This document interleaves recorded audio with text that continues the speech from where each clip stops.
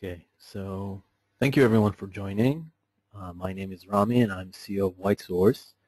And today I want to talk to you about alternatives for tracking open source licenses and making the right choice between those alternatives. The items we'll be covering in today's sessions are, first of all, I'm going to very briefly give an overview of the WhiteSource service as it stands. Then we'll review what alternatives there are to tracking and monitoring open source licenses of components that are embedded in commercial software, and then discuss our recommendations and how to make the right choice between those alternatives, and then we'll wrap up. If anyone has questions, please type them in the control bar, and the full list of questions and answers will be sent to all participants after the session. So what is WhiteSource? WhiteSource is an online software as a service solutions for companies that develop software or R&D teams that helps them monitor their usage of open source components. It's basically a real-time open source license and security tracking solution that also provides compliance tools for the open source licensing and auditing thereof. It's a very comprehensive tool that really covers all the necessary requirements from a legal and security perspective of the open source components that you're using in your software. It's dramatically faster than any other existing solution.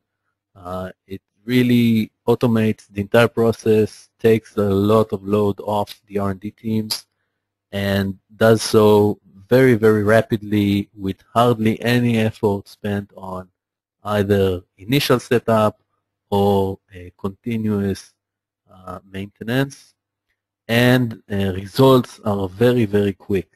So literally within minutes of starting to work, you already get detailed reports on open source usage, licensing, and security issues. We're already building our customer base, and it's growing daily. And we have also a very large set of out-of-the-box plugins to various build tools and development environment, such as the Jenkins, the JetBrains tools, the Atlassian tools, Microsoft TFS, Maven, Ant, and others as well. So where does the need to track open source components even come from? So first of all, just to lay down the line, there are researches showing, but it's a common knowledge fact that at least 85% of commercial software projects make very heavy use of open source. It's really the only way to remain competitive in today's market and to be able to effectively push out new software releases in a timely manner to the market.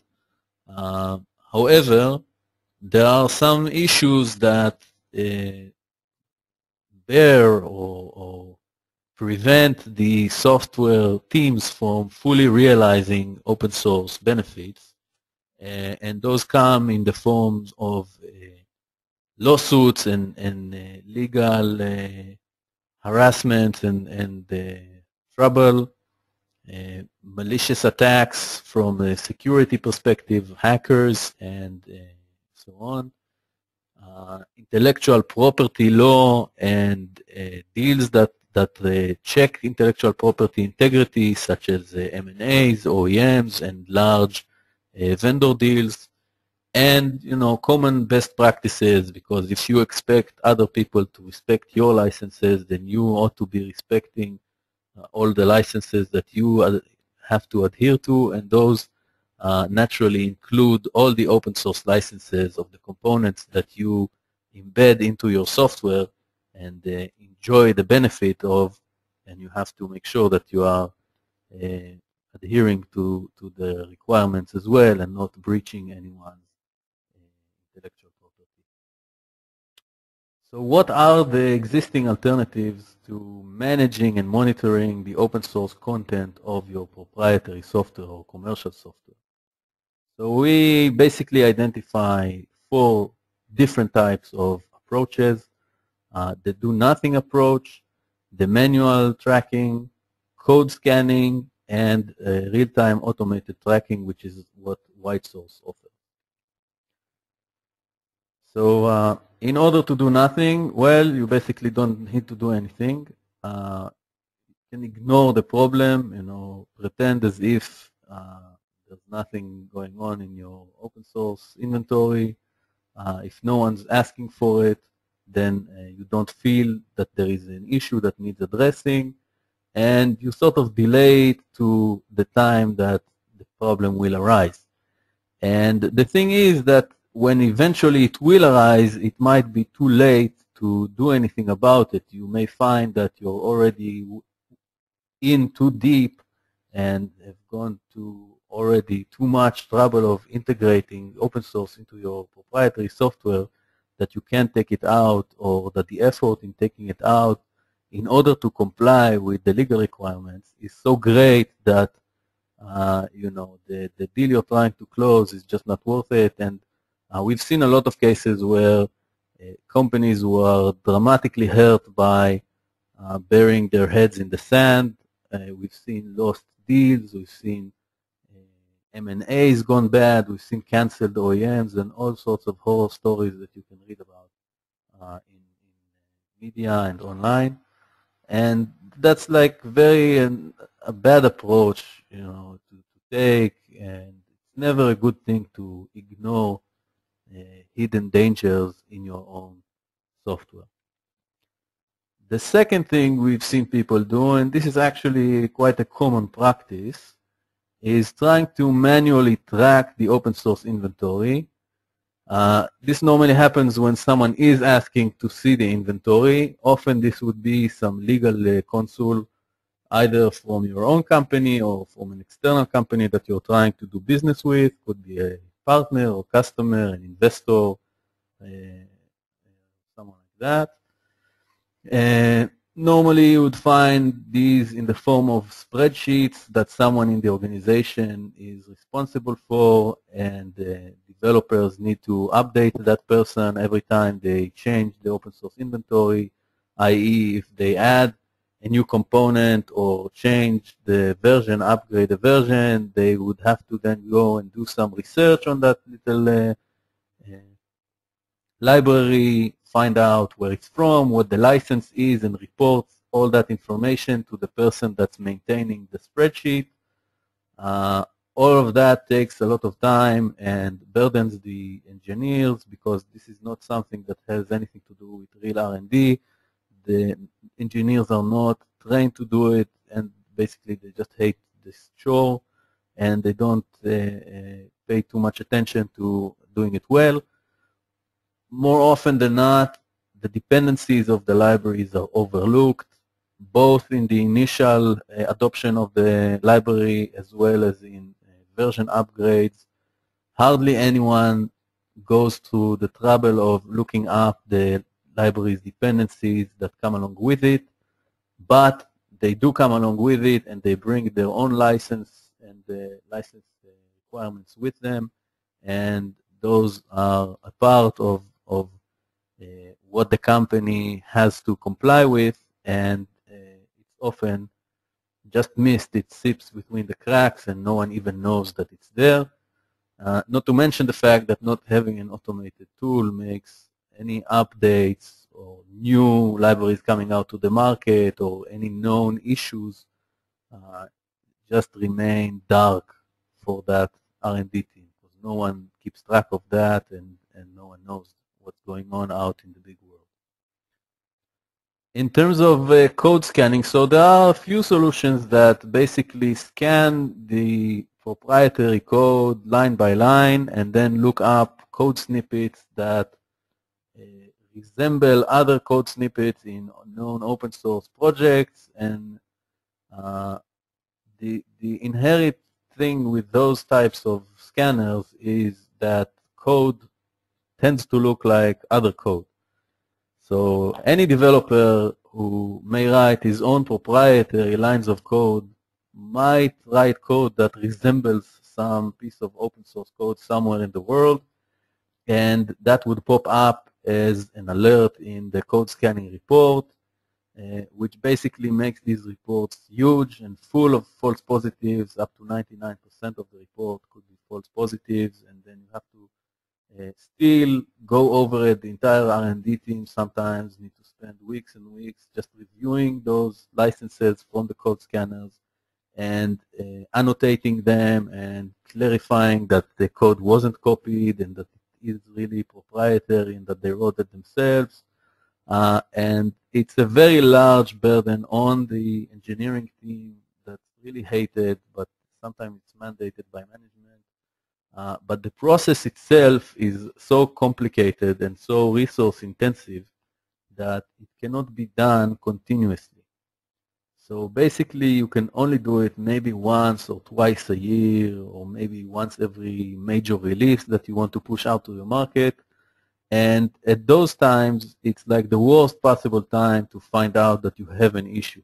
If you're about to close a major deal, or if you want to release a new version to your customers, and only then find out that you're misusing some piece of open source, or that you have some licenses that you don't like or against your company policy, you would then need to stop everything and take them out and maybe find an alternative, maybe do a lot of coding yourself and invest all of the time that you've already spent doing the integration work again, and doing testing and QA and documentation and beta sites and whatnot, which is a huge delay on whatever it is that you're trying to accomplish. Either it's a big deal or it's a release to the market. So there are huge delays here, and it's not a good thing to come unprepared to those scans. Not to mention the incurred cost, both to acquire these specialized tools and second, to operate them. So normally they would come with a team of professional services guys that will need to help you install and set up, customize, and then run and operate and read the reports and try to make sense of the alerts that you find in those reports. So it's basically very, very heavyweight, costly, and complicated way to go about it. And finally, we have a low-touch, lightweight, real-time automated solution that ties everything together in the sense that it gives everyone in the organization something to be happy about. All the legal guys get their compliance requirements met. The security guys get known security vulnerability alerts in real time. And the R&D guys get an automated tool that takes the load off of their shoulders and just does everything sort of under the hood without bothering the engineers and without wasting everyone's time. So it's a much more holistic approach that's continuous and integrated into the life cycle, and also very low touch and inexpensive. So, back to reiterate what I've previously told you about the white source solution. Again, it's very comprehensive on all fronts. It gives everyone what they need: legal, engineering, and security officers. It's very, very fast, both to install and to use. You get immediate gratification and ROI on your investment. It's preventative by being continuous, so you catch the problems before they become big issues. You catch the problematic libraries at the door, so to speak, as soon as the developer is trying to add them. You get an automated solution, so there's zero manual work to do. There are no professional services guys involved. The installation and the maintenance is very easy to non-existent because it's a centralized cloud solution. So we do all the maintenance and all the upgrades. You always get to enjoy the latest and greatest version of the service, and we basically pull all the heavyweight for you. We have a customer experience here from a company called LivePerson. This is a US-based company that has about 200 developers that are divided into Scrum groups, to small Scrum groups.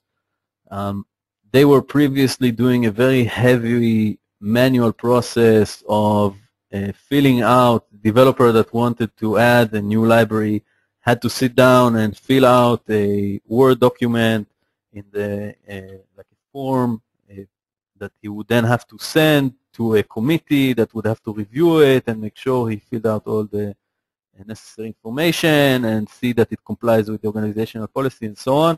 So everyone was wasting a lot of time trying to keep an up-to-date inventory of open source components and make sure that all the license requirements were met.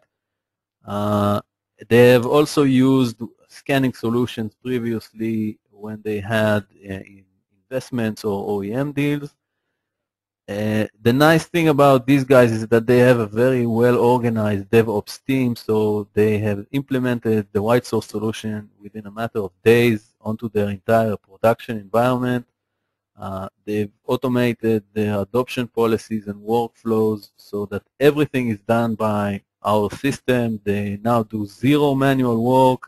There are no more forms and emails that need to be filled out and sent. No developer resources are spent on this issue. There's just one or two guys that maintain the policy and review rejections, and they are very, very pleased. They got a lot of time saved and much higher quality of compliance and auditing done, and additional benefits to security. So they got some security vulnerabilities exposed to them, and then they went out and fixed them very quickly. So there was a big benefit for that side as well. So all in all, very happy. And with that, I would like to show you guys what the system actually looks like.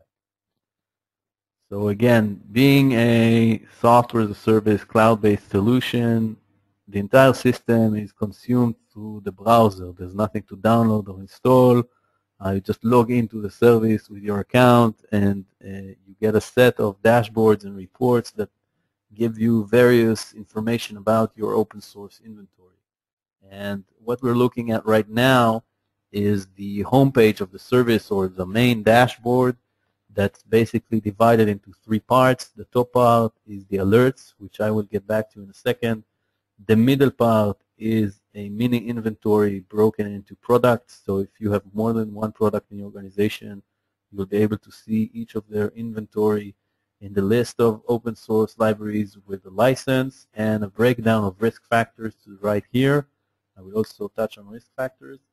And at the bottom, you see the ticketing system used to manage incoming libraries. So whenever a developer adds a new library, our system would automatically identify it through the integration with the build tool and kickstart a workflow, start a ticket for it, and then route it through the system. Normally, it would be caught by a policy that would determine what needs to be done with that library, and just in the special case where a policy doesn't apply, it would be then rerouted to some manual intervention by the relevant open source officer.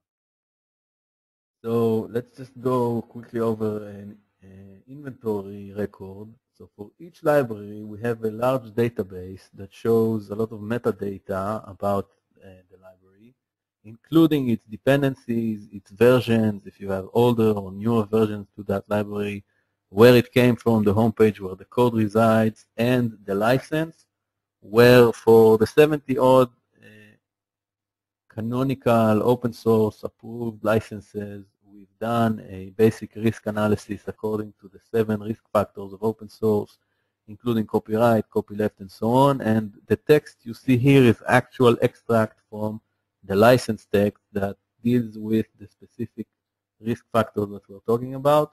So this is an easy way for non-legal guys to just maybe get a quick glance on what the license is and how problematic is it to be used in your software, and maybe determine what policy you'd like to have around the specific license.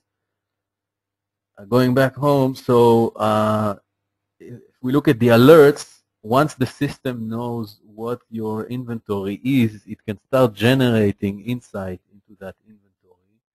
specifically, you see all sorts of alerts here, one for security vulnerabilities, one for rejected policy, and some new version that is known to our system. So because our system is, again, online and is continuously connected to various open source repositories, we are able to tell when a new version is out to the market on some library that we know exists in your inventory. So we give you insightful alerts on that.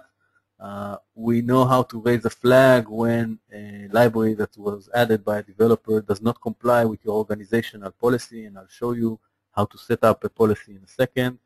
And we give you a lot of detail around security vulnerabilities in open source libraries. And the nice thing is that you get specific version of the vulnerability. So there's no confusion here. You only get this flag if there's actual exposure in the library that you're using, and you get all sorts of the description and criteria around this vulnerability, as well as references to potential fixes, workarounds, or upgrades when available.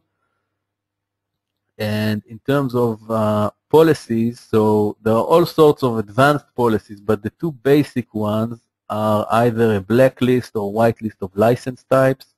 So in our example, we don't like to have GPL licensed libraries in our code. So we've selected the GPL type licenses from this list, or very comprehensive list of open source licenses out there, and marked them to be rejected by our system. Alternatively, we don't mind having Apache licensed libraries in our code. So we've selected the Apache licenses from the list and marked them to be approved. And basically, you ought to be left with a very thin gray area of license types that would ever need some manual intervention, or would ever need someone to review the library and make an educated decision about what to do with it, either to approve or to reject. But most of the time, the system would be on automated drive, and the libraries coming in from developers would be handled by the policies, either to just be approved and recorded for auditing purposes, or be rejected. And when a library is rejected, there are two different workflows. There are two types to handle it. Either we go back to the build tool and then fail the build in real time. So you can create a scenario where a developer is trying to add a library that maybe has a dependency that's licensed under GPL, that would stop the build in its tracks and give a report back to the developer telling him that he cannot use that library, and explaining why, and detailing the policy and the dependency and the licenses and what happened, which would force him to go and find an alternative, in the same day that he was trying to add that problematic library, before it becomes a serious issue, before he does any integration work or any testing. The second scenario is if you don't want to break your builds, you let it through, but then alert is generated in our system, and this ties back to the alerts that we've seen earlier. And this alert is then treated as a workflow item. It sends out an email to the designated person. Again, you have very flexible administration options here, so you can define different people to get different alerts on different actions for different products in your organization. So this alert would be routed via email to the relevant person, and you would then have to make a decision and maybe communicate back with the developer and ask him what it's for, and maybe make an exception, or maybe decide that he wants to take it out. But it's a little longer in terms of process management, but gives you more flexibility. In any event, you get full coverage from a compliance perspective. You get all your reporting needs met, and you get good coverage on security aspect for open source components. And for reporting side, I'll show you have all sorts of reports here. Maybe I'll just start with the vulnerabilities report, since I mentioned security. So in this report, you get all your open vulnerabilities in one place.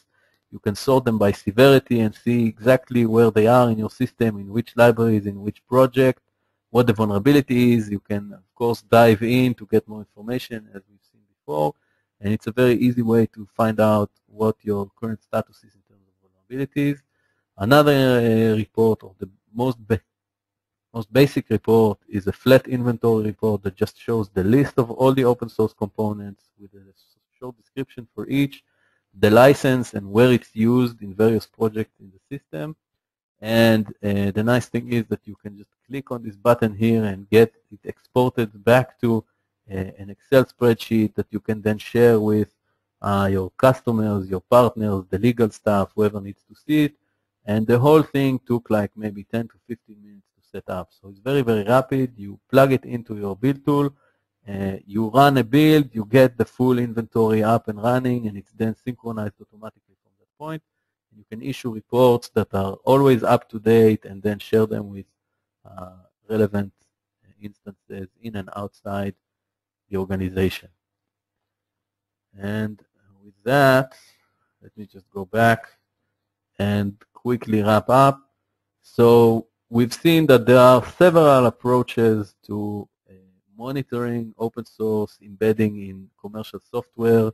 We talked about doing nothing, doing manual work, doing code scanning, and using the white source tool for continuous automated tracking.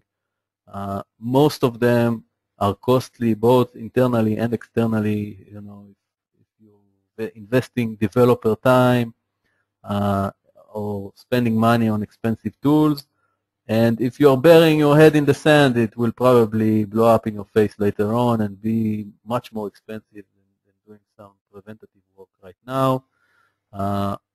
Again, all of them or most of them require some external intervention from professional service guys and internal investments of manpower resources.